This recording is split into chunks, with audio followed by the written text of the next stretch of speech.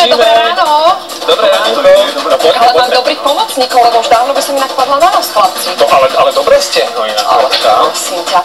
Dnes sa ale snažíme vyformovať si stehná s Ľudskou Meresovou. Dobré ráno. Dobré ráno. Tak Ľudci, porad nám, ako na tie stehná. Už sme si ukazovali výpady, to je taká účinná vec.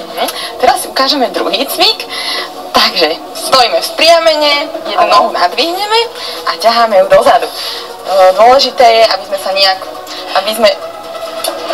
aby sme nekopli človeka za sebou, aby sme sa rozprávali aj o erektilnej dysfunkcii, tak nechcem poškodiť môjho kolegu Doda. Po trošku ďalej, lebo tým podpätkom, keď ťa buchnem na isté miesto, tak ale bude tak vždy problém. ešte stále môžem zatelefonovať pánovi doktorovi a opýtať sa ho, že čo s tým. Áno, že sa Maťa Korbeliča zaujala táto téma. Poradca z Masterchef. Čo, Maťko, nejaké problémy urologické? Nie, tak by sa tu Zuzanko poznali už dlhšie, tak našli sme sa tu. Našli ste sa tu. A navyše je mladý ešte, on to nepotrebuje. Ale však samozrejme. Tak, Ľudská nám ukázala cvik. Ešte je nejaký účinný, okrem tých výpadov? Áno, vlastne pri tomto cviku ešte chcem povedať, že je dôležité, aby sme udržali tú stabilitu, keďže stojíme iba na jednej nohe, takže vždy tú nohu, ktorá stojí, tak sa ju snažíme čo najviac pevniť a môžeme sa pozerať aj stále na nejaký jeden bod, aby sme tú stabilitu držali pevne. Potom ďalší cvik môžeme si ukázať, takže dáme sa na štvornôžky. Áno. Dvihneme nohu. Áno. Ideme hore a koleno.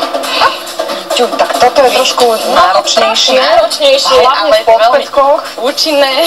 Ale predpokladám, že doma pri televíznych obrazovkách momentálne nemáte podpätky a že si viete takýto cvik zacvičiť.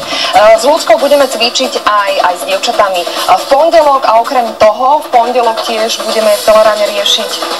No budeme mať napríklad vypadnutého z farmy. Áno, a možno sa nám podarí aj rozhovor s Ovečkinom, ktorý to bude tento víkend, takže nenechajte si ujsť pondelkové Teleráno, ale sledujte aj to dnešné. Maťko, môžeme ťa srdečne pozvať tuto k nám pred kuchyňu? Prosím ťa. No Martina Korbeliča určite poznáte zo show Masterchef. Nech sa páči. Je to ten výbušný porod, aspoň teda takéto veci sú na